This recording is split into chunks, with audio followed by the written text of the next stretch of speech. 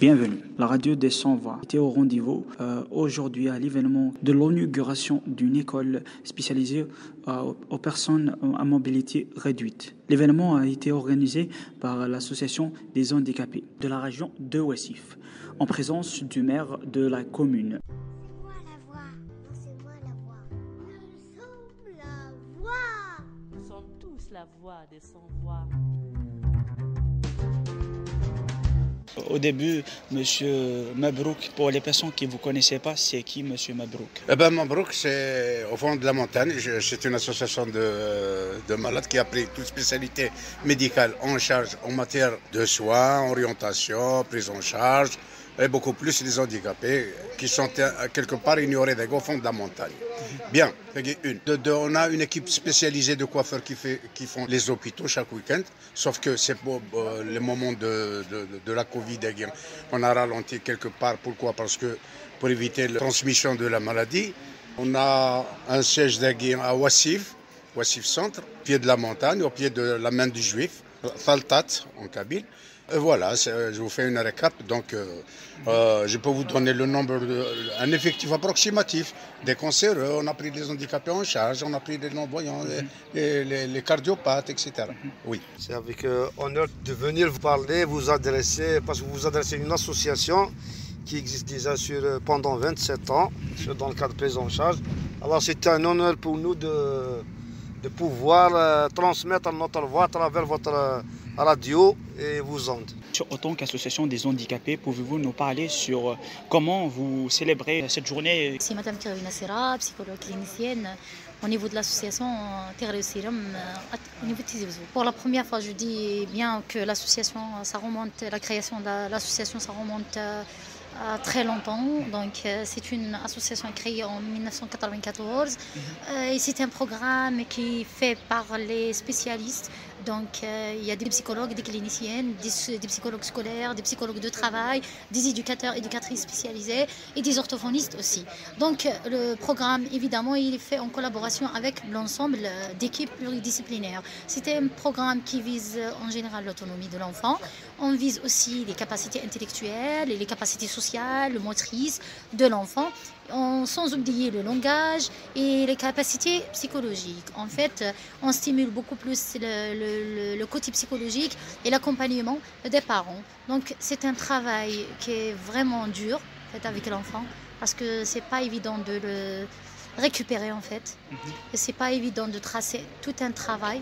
Parce que aussi l'enfant, il fréquente des difficultés ou bien il a des difficultés au parcours d'apprentissage INES. Donc des difficultés soit d'apprentissage, soit de comportement, soit de langage, soit familial. C'est des difficultés qui influencent en quelque sorte négativement sur la prise en charge.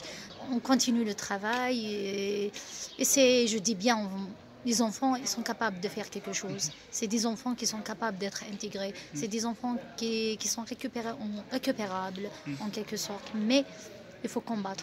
Il faut travailler avec patience et amour. À vrai dire, on a fait tout un programme s'étalant sur une semaine. Et le programme est avec différents partenaires, à savoir les mouvements associatifs,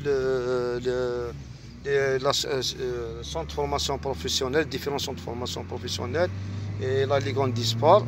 C'est pour marquer cette journée, le 3 décembre, qui est la journée internationale de l'handicapé. Alors on a commencé par le 2 décembre. On a fait une exposition au niveau du CLS en collaboration avec la DAS Tizi Ouzou. Et le Taroua et le 4 décembre, c'est au niveau de Ouessif. Le Taroua, c'est une exposition. Au jour d'aujourd'hui, le 4, c'est une exposition suivie d'une conférence débat avec les différents acteurs, à savoir surtout les parents, les autorités et les bienfaiteurs que pouvoir ouvrir un centre psychopédagogique au niveau de Ouessif. Pour ce qui est de la journée mondiale de l'handicapé, on travaille en collaboration avec quelques associations, bien sûr, qui sont ciblées dans ce sens. Donc, on fait de notre mieux, on travaille en collaboration, on se communique, on prend en charge, on fait l'information, on présente, on essaie de recueillir quelque part les professionnels en la matière les psychologues, les orthophonistes, etc., les pédagogues, dans ce sens, avec une meilleure prise en charge. On essaie d'épanouir, de faire un épanouissement dans ce sens, tenir informer les gens, c'est quoi un handicapé? De quoi il a besoin un handicapé? Est-ce qu'il devient un handicapé? Est-ce qu'il devient une charge pour eux? Il y a beaucoup de gens qui ignorent, ils ont les mêmes droits, plus que les normaux.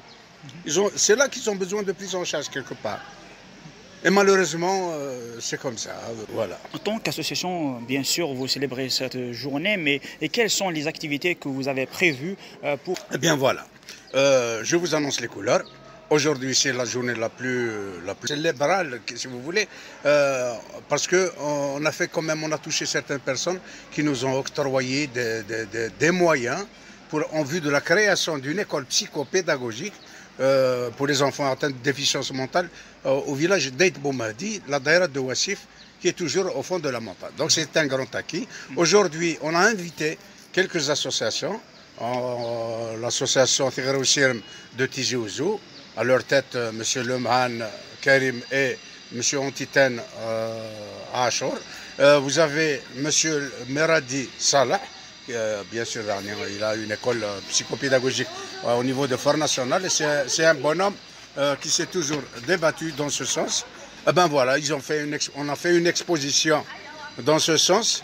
On a fait une exposition de ce que ces apprenants ont fourni comme effort pour la créativité de ces produits-là. Et voilà. Et les célébrer au centre de formation professionnelle. On préfère le centre de formation professionnelle, c'est plus spacieux, c'est au centre de Wassif. Donc c'est toujours un acquis. L'objectif, c'est la prise en charge des personnes atteintes de déficience mentale sur le plan pédagogique. À savoir, c'est les occuper au niveau d'un centre de prise en charge, d'avoir la même chance que tous les autres enfants d'être scolarisés. Car là, vous avez parlé sur l'inauguration d'un centre spécialisé pour la prise en charge des handicapés. Et est-ce que l'association est là sur une prise en charge aux enfants handicapés? Oui, effectivement. C'est par rapport à ça qu'on a lancé un appel. Il y a des âmes charitables parce que c'est une école, quelque part, qui va être prise en charge par des citoyens, entre autres. Donc, il y a où on a tenu un registre de dons, c'est-à-dire qui est à la portée de toute âme charitable, tout don confondu, il est porté. Il y a beaucoup, bien sûr, de personnes qui vont s'initier, les psychologues, les orthophonistes, etc., etc. Donc c'est une bonne prise en charge. Et prochainement, donc c'est une école déjà, on a acquis les murs, les grosses œuvres sont faites. On vous les a présentés tout à l'heure de passage. Donc l'aménagement, il y a des âmes charitables qui vont aider quand même. Ils vont prêter main forte. Est-ce que l'association est là sur une formation pour cette catégorie qui est les enfants handicapés? Oui, bien sûr. Ils vont assurer la prise en charge presque, je dirais, totale de l'enfant. C'est une association qui va se donner à fond. Déjà, sans nous jeter de fleurs, c'est notre association, CRM Modal, c'est une association quelque part qui a pratiquement fait créer des activités qui sortent quelque part même du statut. Hein. Je dirais même, on procède même à l'approvisionnement des hôpitaux en matière de médicaments. Je ne vois pas pourquoi ne pas prêter main forte à ces handicapés qui nécessitent une prise en charge quelque part. Oui, c'est ça notre travail, c'est la prise en charge. Quand on dit prise en charge, c'est toute une équipe pluridisciplinaire qui intervient. Quoi se compose cette équipe qui va travailler au sein de votre centre? Bien, je vous l'ai dit tout à l'heure de passage, j'ai dit que c'est une prise en charge presque totale de l'enfant.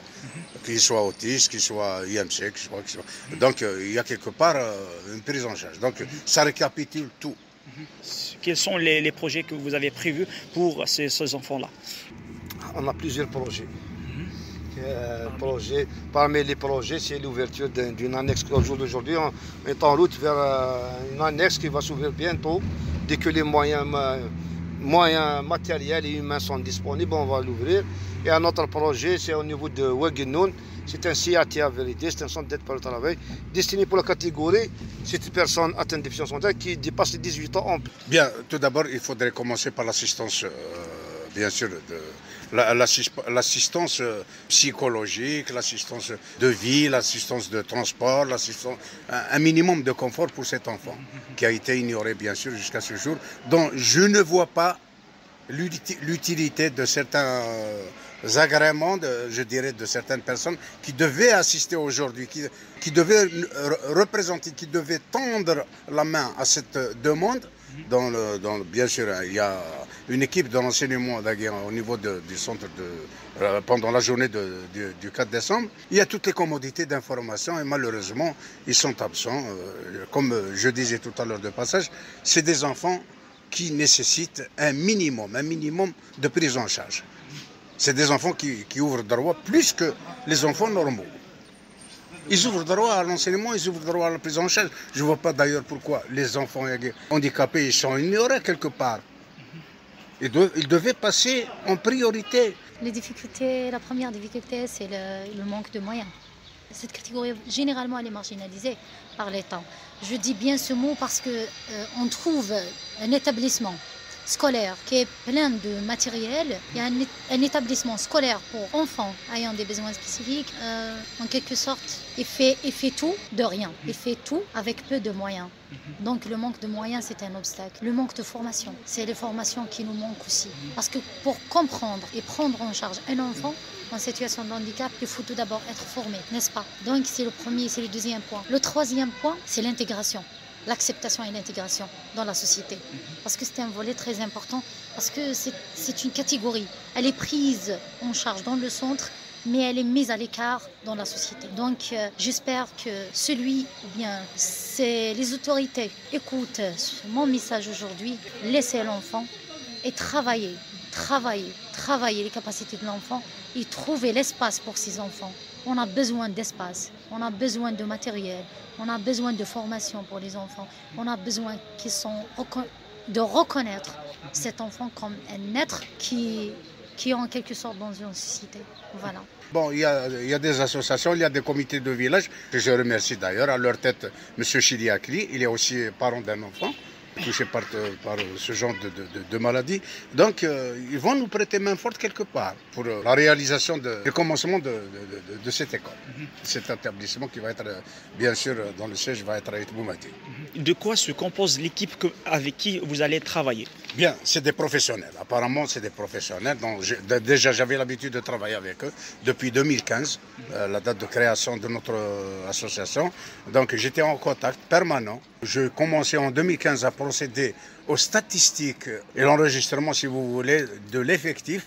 Il se trouve que déjà en 2016, à la fin 2016, entre adultes et jeunes, j'ai découvert un chiffre, je vous annonce un chiffre de 398 handicapés au niveau de la Daïra.